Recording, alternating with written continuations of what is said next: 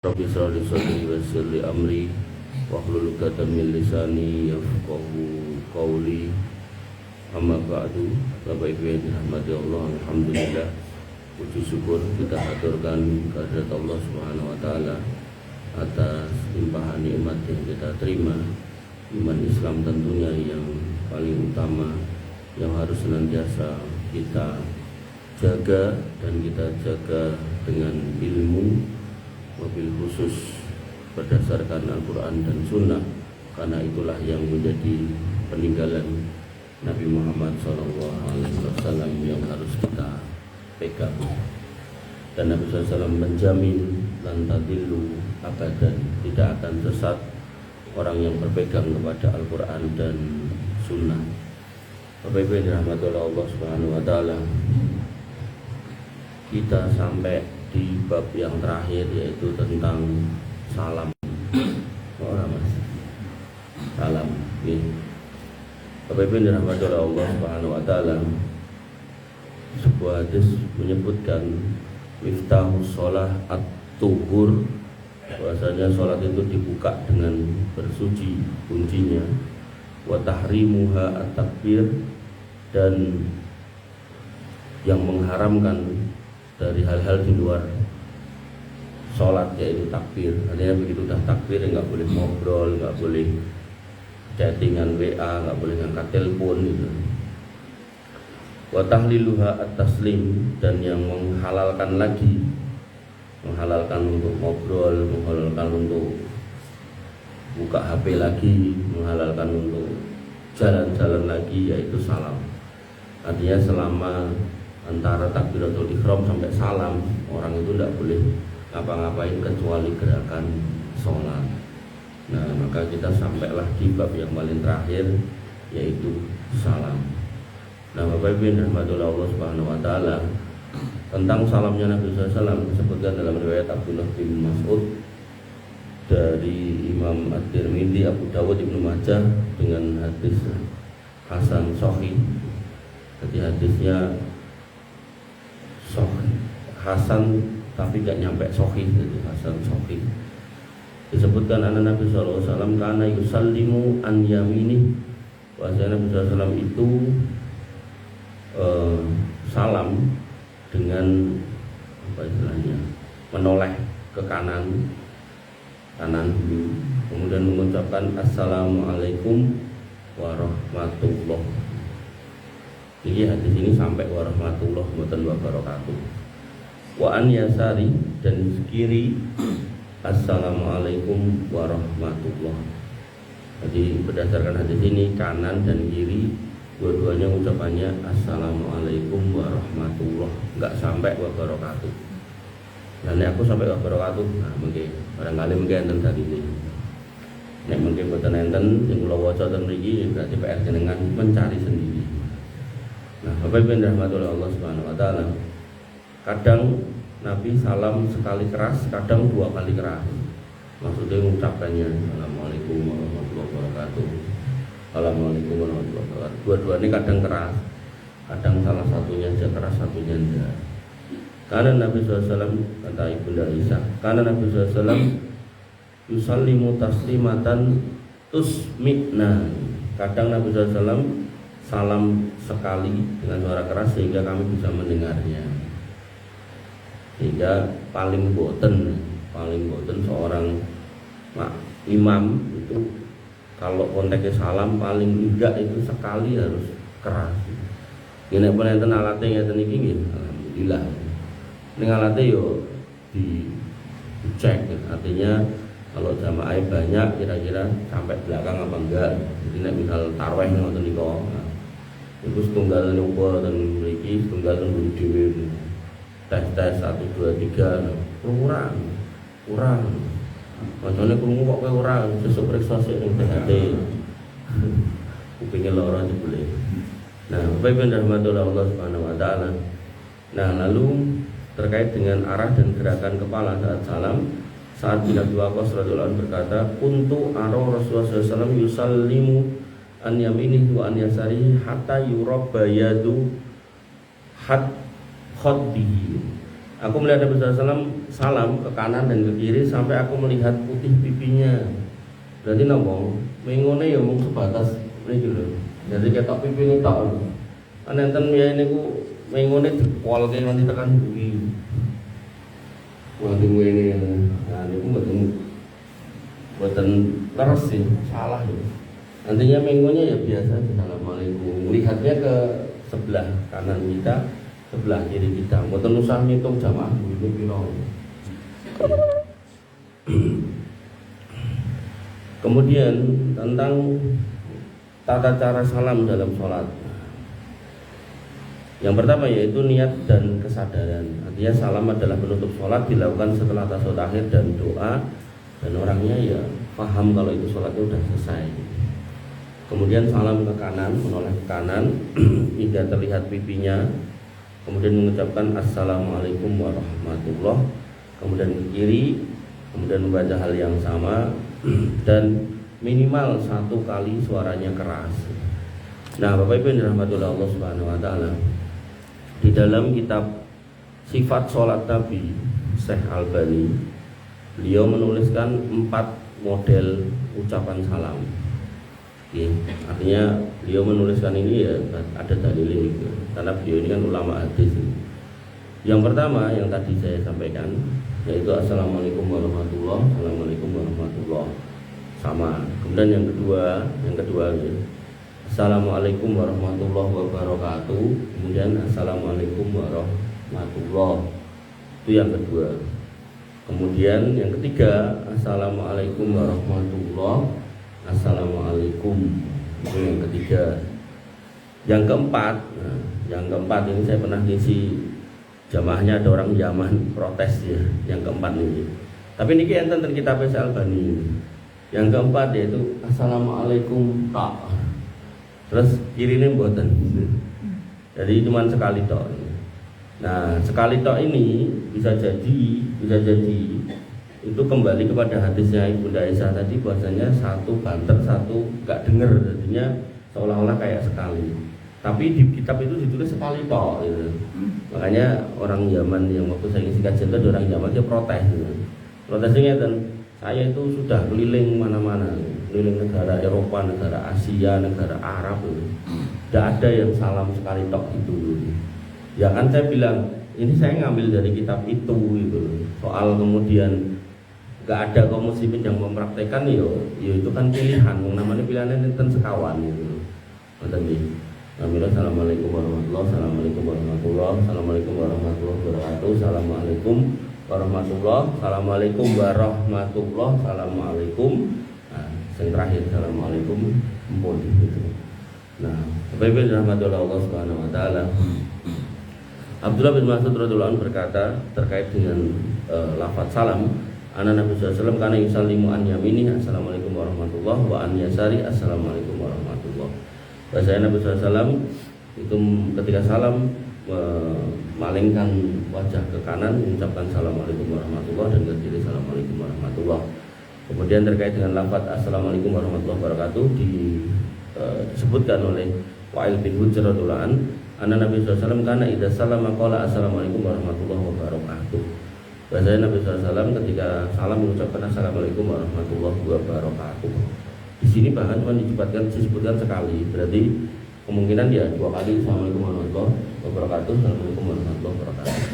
Nah yang riwayat pertama tadi Abdullah bin Mas'ud kan jelas dia menyebutkan satu ke kanan Assalamualaikum warahmatullahi wabarakatuh, ke kiri Assalamualaikum warahmatullahi wabarakatuh. Nah sini lagi Wa'il bin Hujr cuma mengatakan bahwa Nabi SAW kalau salam Assalamualaikum warahmatullahi wabarakatuh udah. Jadi saya meyakini bukan cuma sekali tok, 2 kali, tapi dua-duanya kayak gitu. Bapak Ibu yang dirahmati oleh Allah Subhanahu wa taala. Kemudian salam sekali Assalamualaikum warahmatullahi ke kanan saja disebutkan oleh Bunda Aisyah tadi. Karena Nabi SAW yusallimu tasliman tusmi'una. Dan Nabi SAW itu salam sekali suara keras sehingga kami mendengarnya. Nah ini tadi yang saya bilang. Jadi kemungkinan beliau sekali suara keras, satunya enggak ada suaranya, tapi terus akhirnya dipahami berarti memuji tok, padahal enggak. Kemudian salam dengan lafaz yang lebih pendek, Assalamualaikum, disebutkan oleh Sa'ad bin Abi Waqqas, kunna tusallimu ala ahdi Rasulullah SAW buat naqulu assalamu alaikum. Kami dulu di masa Nabi SAW dengan salam, kami dulu salam di masa Nabi SAW dengan mengucapkan assalamualaikum. Nah, Bapak Ibu yang dirahmati oleh Allah Subhanahu wa taala, ya, ringkasnya salam yang paling umum atau paling banyak assalamualaikum warahmatullahi wabarakatuh. Kalau mau lengkap boleh assalamualaikum warahmatullahi wabarakatuh. Assalamualaikum warahmatullahi. Kemudian bisa juga assalamualaikum warahmatullahi wabarakatuh, assalamualaikum warahmatullahi wabarakatuh, atau assalamualaikum saja. Nah, pemahaman para ulama, jumhur ulama Syafi'iyah, Malikiyah, Hanabilah, yang paling sempurna adalah dua salam ke kiri dan ke kanan, dan tetap yang terbaik ya dua-duanya. Kemudian Hanafi, dua salam bahkan dihukumi sebagai hukum yang wajib.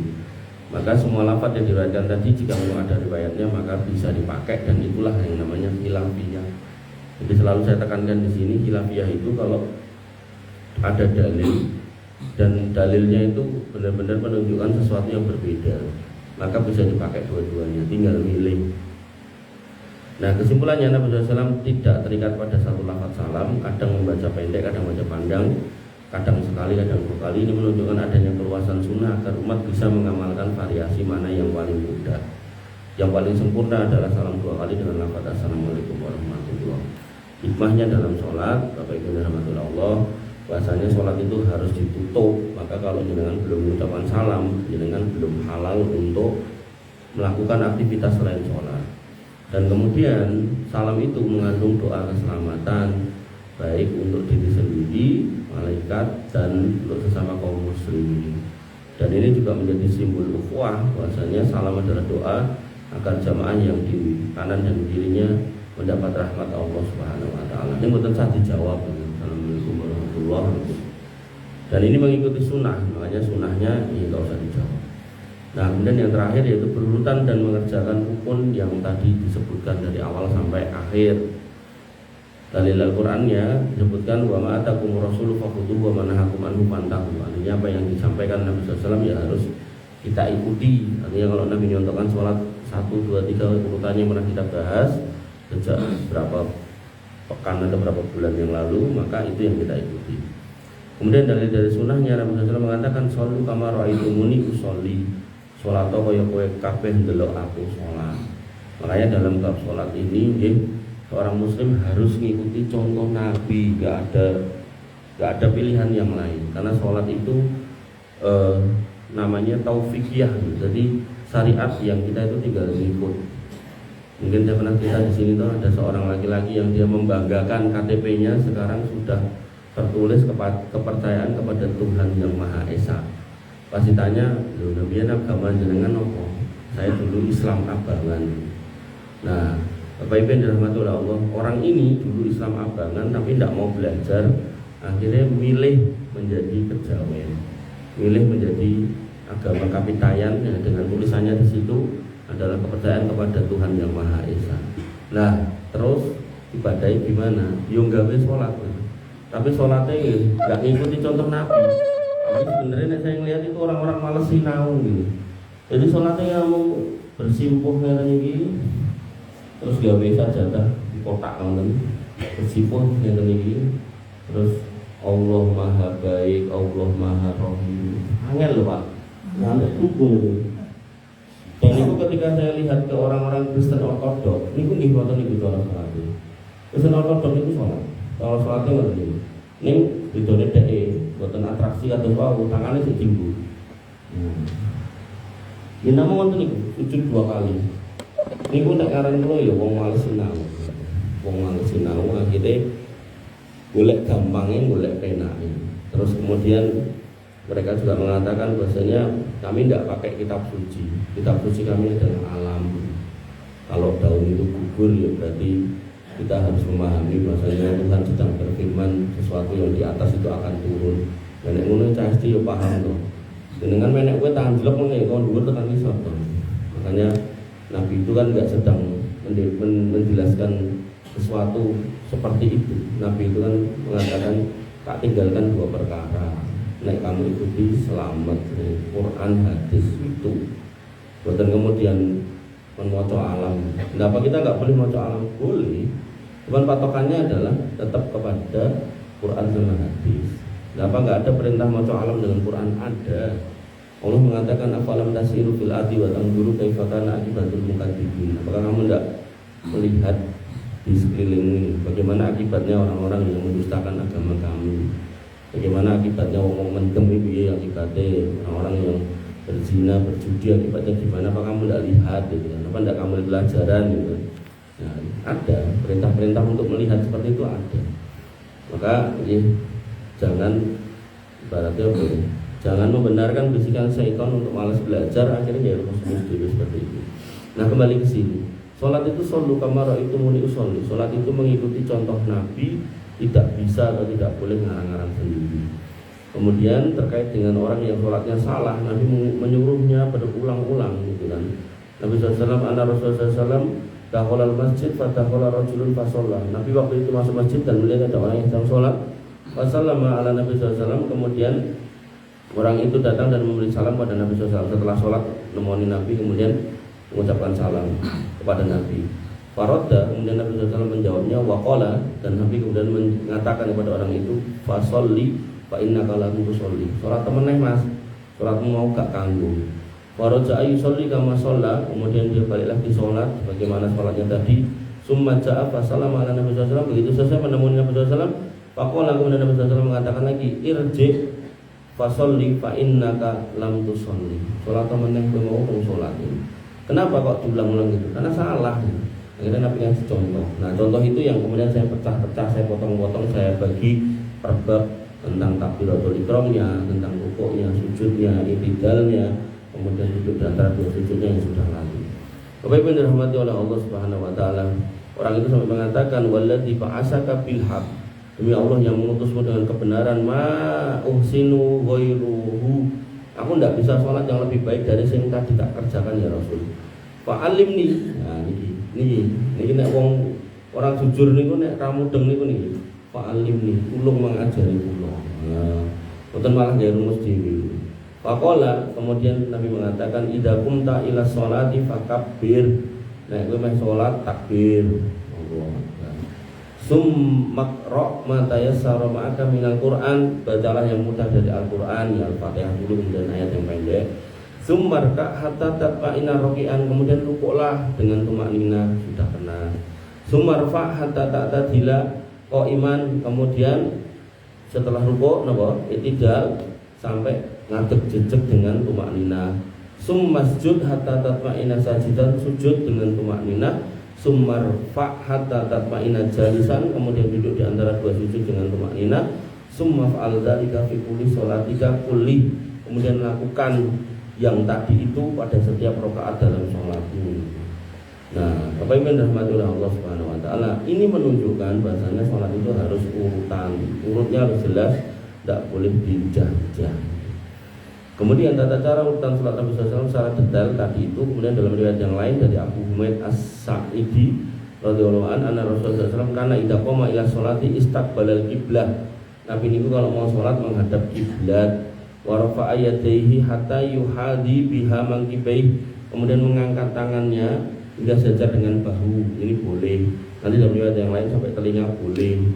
Summa kabbara hatta yaqarra kullu admin fi maudhihi mu'tadilan. Kemudian beliau bertakbir itu sampai tulang-tulangnya kembali pada kondisinya, jadi penak.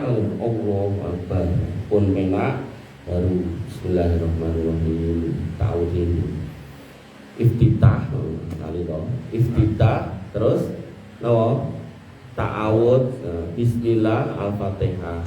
Kemudian lain tuh ampun ta'awud ini iftitah ini. Nah, summa qara'a, kemudian membaca ayat ya, al-fatihah. Summa kabbara wa rafa'a yadayhi hatta yuhadib biha mankibai. Kemudian mau rukuk bertakbir Allahu Akbar. Summa raka'a, kemudian rukuk. Summa qala, kemudian setelah rukuk beliau i'tidal mengucapkan sami Allahu liman hamidah. Summa rafa'a yadayhi sami Allahu liman hamidah hatta yuhadi biha mankibai, sampai bahu lagi. Hatta ya'tadila kulla adwin fi maudhi, sampai tulang-tulangnya kembali kepada asalnya, letaknya, kondisinya, posisinya. Berarti ini yang disebut dengan tumak ninah. Summa hawa ilal ardi sajidan. Kemudian beliau turun untuk sujud. Summa qala, kemudian beliau mengucapkan Allahu Akbar, pas turun Allahu Akbar. Summa sanna rijlahu wa qa'ada alaih. Kemudian beliau melipat kakinya dan duduk di atasnya. Nah, itu berarti duduk apa? Duduk iftiros. Jadi satu kaki dilenggai, satu kaki dijejeki, ya, itu iftiros. Kemudian ya.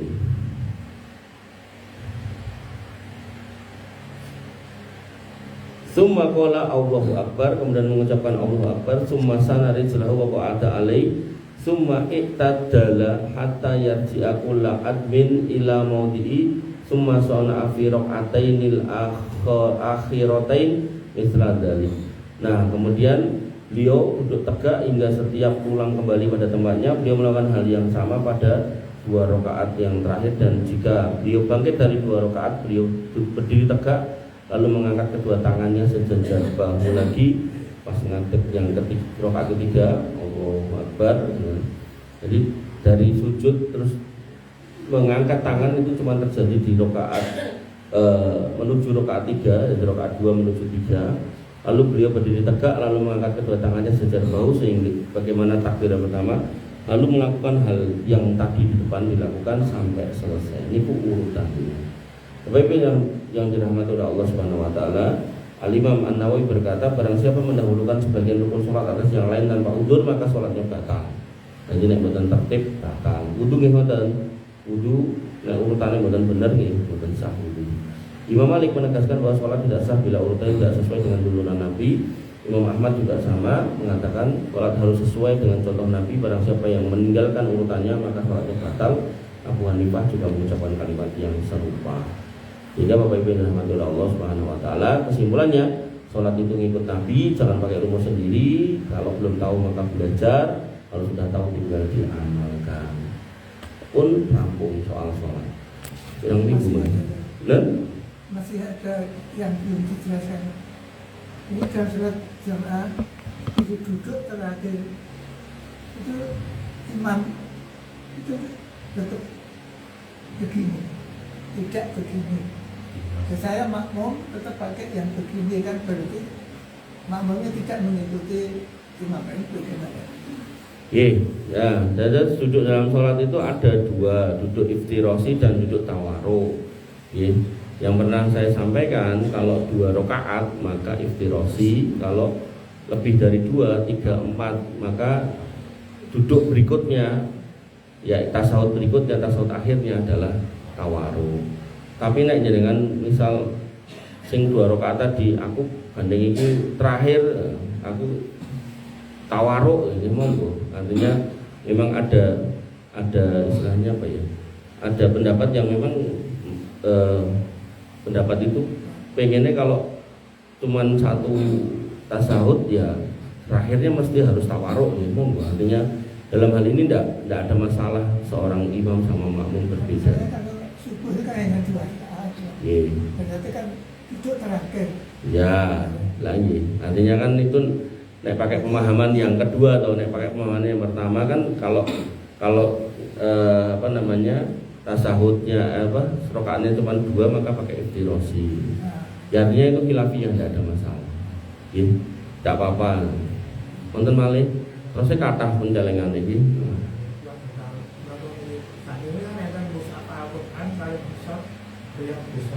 Apakah perlu pakai sanad? Pakai sanad. Oke. Sanad nih. Mushaf, niku artinya kumpulan dari lembaran. Nek mushaf Quran nggih Al-Qur'an niku berarti Al-Qur'an yang dibukukan.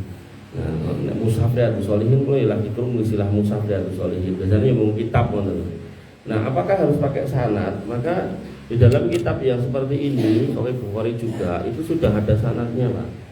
Jadi misal ini hadis nomor pinten iki? 333 dari Ibnu Umar, dia berkata, terus disebutkan hadisnya. Di sini ada catatan kakinya 346. 346 hadis sahih dikeluarkan oleh Abu Dawud, At-Tirmidzi, Ibnu Majah, disahihkan oleh Al-Albani. Nah itu sanadnya. Artinya yang jenengan baca pada hadis nomor apa? Hadis nomor 333 itu hadisnya sahih, diriwayatkan oleh ini. Itu sanadnya. Nah ada sebagian orang Islam yang pakai nama LDII itu mengatakan nek kowe sinau ora duwe sanad, ora mangkul sangka aku apa guruku, maka Islammu ora bener. Nah itu yang keliru. Artinya kalau jenengan belajar pakai kitab ini, setok kitabnya ada, disebutkan sanadnya jelas, itu nggih pun cukup. Syukur-syukur jane nek kitab niki umpami nggih judule niki kan matan dan terjemahan. Jane umpami saya meleh niki ngangge kitab yang namanya syarah. Syarah niku penjelasan. Syarah Riyadhus Shalihin. Sehingga samangke umpami bar dibaca hadisnya terus mengke enten syarah ulamae. Hadis iki maksude apa ngoten. Niku langkung saya meleh, niku yang saya bawakan ten jageran niku kitab syarah. Nah makanya itu untuk mengontrol ustate agar tidak grabyang ten pundi-pundi. No meleh niki umpami ten niki namung dibacake kalih lari-lari nem ngeten iki to, diwacake hadise terus bar kuwi bocahe meh mencoba menjelaskan. Nah niku nggih jane nggih kurang tepat iki. Kados ten Istiqlal niku sire meh kula tukoke kitab syarah ning dereng kelakon. Karena mereka maca ketok akhirnya mungkin sing baca yo belum paham, terus sing krungu yo iso bingung. Nah bingung kan boleh kula, ini kula mriku terus ditekoki. Kemarin itu dibacakan di hadis Riyadhus Shalihin kalau kita itu tidak boleh nyucup dari ceret gitu. Nah bagaimana hukumnya langsung ngombe dari botol gitu. Padahal kula nek mriku kan dikai botolan gitu. Jadi ya gelem ra gelem yo nyucup yang botol. Nah kula ajeng jawab yo ora ngerti anu napa ora ngerti jawabane nggih kula catet riyin mengki kula padosi jawabane. Padahal bendina nek mriku niku dikai botolan terus botolan enten iki lho. Dadi nek mau ngelak ya kula buka langsung tutup. Wong yo ora enek gelas e. Ada dikai gelas nggih boten kula nggih. Nggih ngoten. Iya Mas. Jadi kita dengan kitab-kitab yang seperti ini yang sudah hati-hati seperti ini sudah kitab bersanad, sudah bagus. Sudah baik gitu. Cuman ya tadi itu kadang nek wong dodolan-dodolane ben payu, ngelek-elek wong liya gitu. Caranya gitu tadi. Kamu nek enggak mangkul gitu, jadi harus punya sanad diambil dari guru saya atau majelis saya. Ilmumu enggak sah gitu. Ilmumu enggak valid gitu. Sehingga Islammu ra cetha paribasane. Nah, itu gaya-gaya dagangan orang berjualan. Monggo terus iki ada stok pertanyaan kata. Wis tunggal lho. Iya. Kok tunggal malih kathah niku ya 10 napa 15. Berikutnya pun ganti tema. Niki salat pun rampung. Kaitannya dengan salat adzan dan iqamat. Adzan dan iqamat. Nggih. Jadi yang berbeda masalah subuh. Berapa? Adzan subuh. Kan adzannya ditambah as-sholatu khairum minan naum. Nggih. Tapi dalam kotanya kan tidak curang. Dalam koma boten enten as-sholatu khairum minan naum. Tidak diulang. Nggih. Misalnya itu yang pas itu yang pakai cabang asal baru atau tidak. Nggih. Sebagian ada tapi kebanyakan kan pakai asal baru yang naum. Nggih. Tapi masih ada yang tidak. Nggih. Nggih. Terus ngeten. Adzan niku yang baku niku mboten ngangge as-sholatu khairum minan naum. Nggih. Nah, kecuali pas subuh. Nah, subuh niku enten tambahan as-sholatu khairum minan naum agar orang yang mendengar jane lho ya nek ngertos artine salat ki luwih becik tinimbang turu kan gitu. Ning yo kan ning ora ngerti artine ya tetep turu gitu kan. Nah, cuman yang saya tahu loh alam adzan itu ada dua, adzan awal sama adzan akhir. Nah, adzan awal niku adzan yang digunakan untuk membangunkan kaum muslimin untuk tahajud dan sahur. Nah, itu yang saya tahu yang pakai as-sholatu khairum minan naum. Nah, adapun yang kedua itu tidak pakai as-sholatu khairum minan naum. Cuman karena mungkin temrikilah khususnya niku ndak terbiasa pakai dua adzan, maka satu adzan terus ditambah as-sholatu khairum minan naum niku nggih mboten klentu. Semanten ugi nanti dalam adzan ketika hujan, misal nggih jenengan magrib mriki dereng Jawa, terus bar salat atau pas salat hujan terus. Jawa terus banget. Nah terus imame menjamak sholat. Kita jamak isaknya karena hujan deras gitu. Nah samangke muadzinnya pas isak adzan gitu kan. Adzan ini ku enten tambahan nih. Shollu fi buyutikum, shollu fi rihalikum. Artinya sholaton ning omahmu dewi-dewi. Sehingga ketika hujan deras, saya ngomongkan deras ya, yang mungkin iso angin barang ngoten niku. Nah itu memang disunahkan kalau di masjid itu boleh dijamak, jamak mator. Dan yang di rumah itu tidak wajib ke masjid. Bahkan muadzinnya niku menyampaikan sholatlah di rumah, sholatlah di rumah. Memang dalam hal ini dulu konteksnya masjid niku ngangge pasir. Jadi nek Jawa niku terus jeblok kados lemah diluku ngoten niku. Nah, dari segi sholat nih deket kabeh. Nah, sehingga tambahan-tambahan itu memang ada dan memang ada contohnya. Tapi dalam waktu-waktu tertentu, artinya sholatu khairum minan naum niku nggih mung subuh tok. Mungkin nek enten adzan dhuwur asar kok sholatu khairum minan naum gara-gara wargane do turu ya. Nah, ini ku klentu. Termasuk shollu fi buyutikum, shollu fi rihalikum niku nggih pas udan tok. Nah, mungkin ora udan shollu fi buyutikum karepe gendho salat ing omah niku nggih klentu. Artinya ketika pengamalannya tetap pada waktu-waktu yang dicontohkan insyaallah tidak salah. Termasuk Jumatan adzan 2 kali niku dimulai dari Khalifah Utsman. Ketika kaum muslimin sudah banyak, mereka sudah mulai sibuk dengan perdagangan, boten enten toa ya kan. Nah, makanya adzan sekali niku sing teng pasar niku telat terus gitu. Akhirnya beliau membuat kebijakan adzan sik pisan ning pasar. Jadi muadzinnya 2 ning pasar riyen adzan, begitu rampung mereka udah mulai. Nah, begitu masuk waktu zuhurnya itu adzan yang kedua di masjidnya, sehingga mereka nggak telat gitu. Nah itu masih dipertahankan oleh sebagian masjid kayak Masjid Agung, Masjid Fatimah. Ya nggak salah juga, nggak apa-apa. Nah mriki mboten nggih mboten napa gitu. Tapi nek umpami umpama adzan ten mriki sekali terus sing teko yo mung khotibe tok kalih sing adzan kan rasa ngoten niku to. Kula sering lho khotbah wonten sing teko lagi khotibe salah kalih muadzine kalih beberapa orang tua-tua niku. Nah, liyane lagi nyusul. Nek emang kondisinya masyarakat gitu, mending diadzani 2 kali gitu. Wonten biar memberikan kesempatan orang wis adzan ya, bendang gage-gage tekan masjid, bisa tahiyatul masjid, pikirannya wis telat, ternyata muadzinnya berdiri lagi adzan. Itu enggak apa-apa. Dalilnya apa? Dalilnya adalah Nabi SAW mengatakan alaikum bisunnati wa sunnatil khulafa'ir rasyidin al-mahdiyyin. Melu sunahku karo sunahe khulafa'ur rasyidin. Sunah khulafa'ur rasyidin iki sinten? Sunah Abu Bakar, Umar, Utsman, Ali. Nah, pramila ketika Utsman bin Affan merumuskan adzan 2 kali, itu tidak ada yang membantah. Enten malih? Sampun. Yang lain nggih monggo Bapak pripun?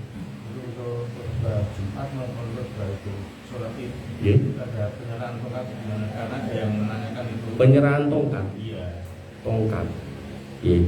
Kalau dalam dalam fikih memang Nabi SAW itu menggunakan tongkat karena pada waktu itu sudah sepuh. Walaupun begitu nanti di dalam beberapa kitab fikih itu mereka mengambil istimbat karena Nabi pakai maka itu boleh dipakai. Jadi kita tidak usah apa istilahnya salah gitu enggak. Artinya memang Nabi itu pada waktu itu bertongkat karena sudah sepuh. Karena mimbar Nabi ini mboten kados mimbar kita sing depannya enten podiumnya. Jadi cuma tangga atas.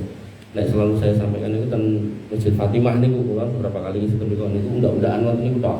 Nah, dalam kondisi undak-undakan seperti itu kan ketika berdiri mungkin khawatir terjunguk boten Nabi pakai tongkat itu. Nah, lalu jane lho nggih nek penggalih kula kudune mimbar yang ada podium ini ku jane wis ora perlu nggo tongkat karena itu bisa buat pegangan. Tapi tetap dikai tongkat. Termasuk khotibnya masih muda-muda pakai tongkat juga. Nggih.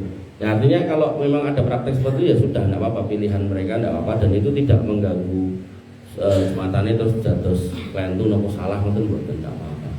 Nek salat Id saya malah belum tahu dalilnya terkait dengan Nabi pakai tongkat, tapi bisa jadi karena mimbarnya kan sama. Kemudian orangnya sama yaitu Rasul, sehingga Rasul pakai tongkat itu dalam rangka untuk menjaga keseimbangan agar enggak jatuh. Jadi dia niku nek khotbah ngadeg megang tongkat itu terus khotbah. Nah nek kita yang ngoten niku sosok bingung materi ini. Akhirnya terus dikasih podium niku. Nah, terus kados masjid pundi napa Fatimah niku.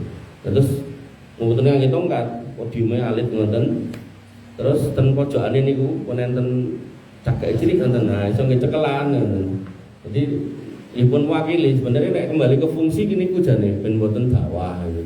Tapi kemudian sebagian kita fikih mengatakan disunahkan pakai tongkat ya sudah itu pilihan ulama. Ngoten nggih. Jadi ndak bisa kita salahkan juga.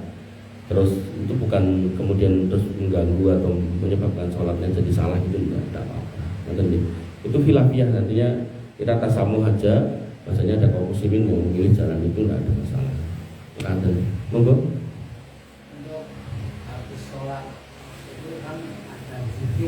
Habis sholat ada zikir, nggih. Nggih.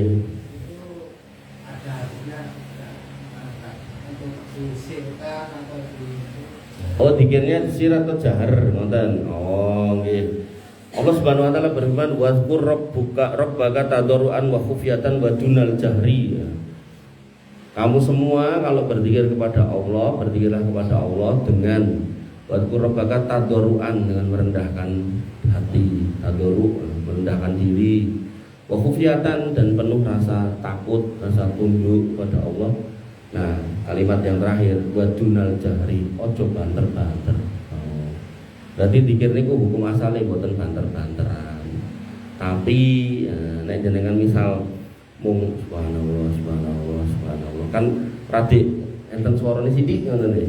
Terus piyaine kathah. Nah, king Jawi terus rada krungu bergemuruh. Nah, itu ndak apa-apa.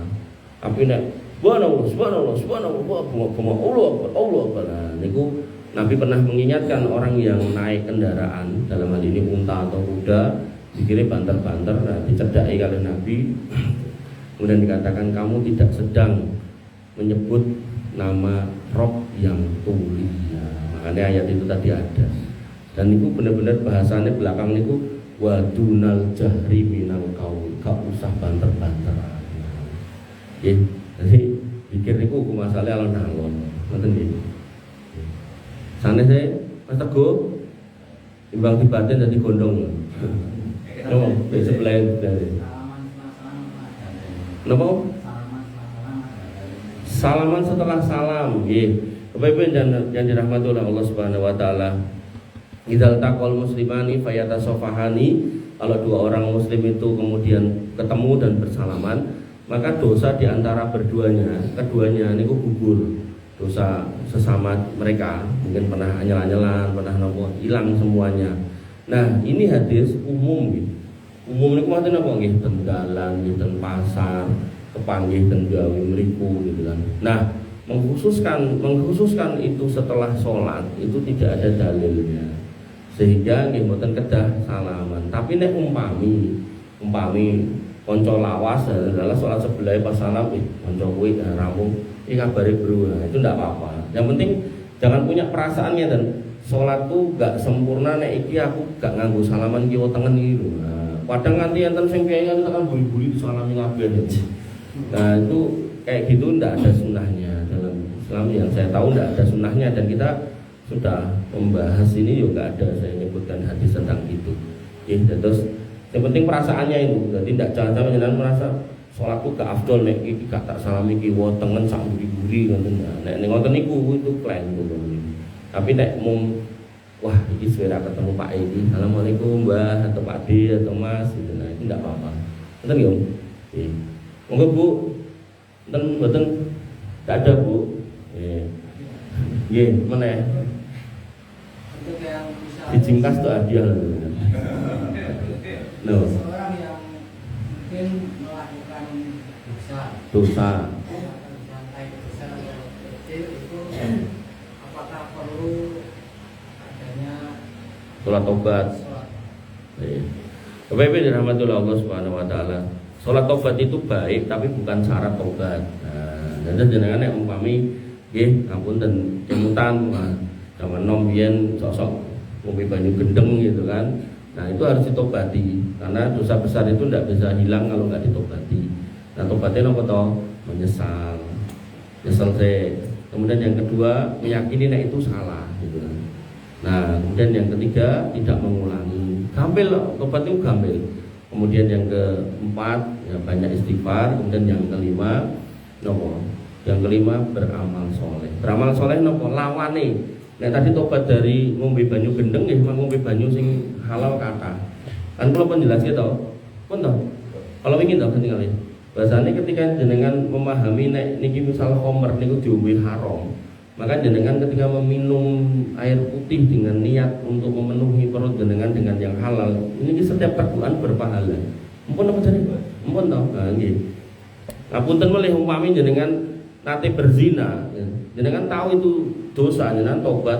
Nah, kemudian tadi menyesal, tidak mengulangi, kemudian nopo berjanji tidak mengulangi, kemudian istighfar. Nah, terus amal soleh nopo lakukan lawannya nopo ya nikah gitu. Makanya umatnya Nabi Lut itu kan lanang seneng lanang, begitu kemudian malaikat datang, dalam malaikat ini terkoi mesti enggak rata-rata ganteng gitu, ditutke sampai tekan rumah gitu. Terus kata Nabi Nuh, ojo sing kuwi, anak wedoke lho pilihan. Maksudnya ngeten, kelakuanmu ki Allah, nek kowe gelem iki lho sing wedok wae dalam rangka untuk tobat. Maka tobatnya seorang pezina atau orang yang berzina ya nikah. Bernikah nggih hubungan suami istri sebanyak-banyaknya gitu, untuk menghapus dosanya itu. Ngoten nggih.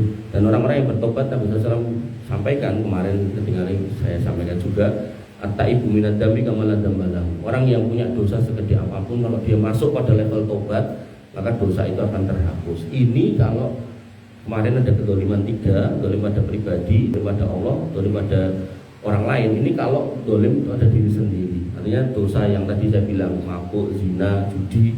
Nah, tapi kalau dosa terkait orang lain, misal pernah gebuki wong liya, gitu kan, maka ya selain tadi itu ada tambahan yang keenam, yaitu minta maaf, minta ikhlasnya. Nah, nek ngono aku ya ora dimaafke, atau nek ngono aku dimaafke ndak diantemi sik. Memang niku konsekuensine ya diterima mawon nek kersa ten akhirat boten ruwet. Ngoten nggih. Tunggal melih itu hadiah. Enten melih? Mboten. Apa Mas? Berkaitan dengan masalah pada waktu kita sedang sholat. Nggih. Ini masuk misalnya terkadang kan di dalam masuk itu kan ada yang namanya binatang cicak ya. Decak. Nggih. Pas pada waktu tengah-tengah sholat itu Nelek. Nah, ribani Nggih. tangan kita Nggih. itu tindakan yang kita lakukan itu gimana ya? Nggih. Tindakan yang kita lakukan ya telek dengan selentik disingkirkan gitu kan. Nah, nanti nek pun rampung telek wonten pundi digoleki nggo tisu diresiki. Dan terus cecak itu binatang yang haram dimakan. Kenapa? Karena ada perintah membunuhnya. Ning perintah membunuh niki mboten kemudian terus jenengan bendina kon mateni cecak ngoten mboten. Maksudnya nek enten cecak jenengan pateni jenengan mboten dosa ning malah untuk ganjaran. Ning mboten untuk terus-terusan ngoten lho. Jadi sekali-kali boleh. Nah, karena binatang ini haram, ada perintah untuk membunuhnya, maka haram dimakan. Maka binatang yang haram dimakan kotorannya najis. Nah, tapi karena cecak ini banyak jumlahnya, maka najisnya ini masuk dalam kategori mukhafafah, ringan. Nah, sehingga sebaiknya ya tadi itu kalau ada masjid yang ada telek cecak ya diresiki gitu kan. Nah, diresiki, dan termasuk ketika ada di tempat kita, entah di tangan atau baju, ya pas sholat ya tetap sholat mawon, sakit diselendek terus bariku tetap sholat mawon. Nah, mungkin nek rampung lagi dibujuki banyu wonten mawon. Terus yang tempat masjid diresiki. Karena kula niku nate, Pak. Kula ngisi pengawasan adoh etan niku daerah Triagen niku. Omah kula nguruki tekan Triagen niku setengah jaman. Nah, dugi mriku niku enten miyai niku salate, nah iki tempat imam. Mriki niki kosong. Nah, beliau salatnya sebelah sini. Nganggo sajadah khusuk banget pokoke salate. Nah, jenenge kula niku kan isi pengajian ya biasane ya ngimami ya kula langsung ten mriki to. Serang gagas ya ana wong kayak ngadoh langsung salat tahiyatul masjid. Begitu sujud tangan niku lho Pak, plek niku wah anyep-anyep ya apa gitu kan. Terus akhirnya ning kula mboten pati gagas niku napa gitu. Terus akhirnya kula duduk di antara dua sujud ya. Niku baru sadar itu begitu udah selesai boleh. Ternyata telek cecak jemek, cecake mencret ternyata. berarti ning gamis kula niku wis belepotan ra karo-karuan kae badan Pak iki sebelah kok ya mau ora diresiki. Ndek dikok tempat duduk jelas di situ kok gitu berarti kan minggati niku gitu. Nah begitu rampung kula ya dhek minggir to. Waduh luar biasa ya. Ya akhirnya nggih sampai ngomah baju kula nggih kula ganti, kula ubah lah mboten kula nggih melih gitu ya. Padahal kan kadang bisa saya pakai untuk 2 atau 3 kali pengajian gitu.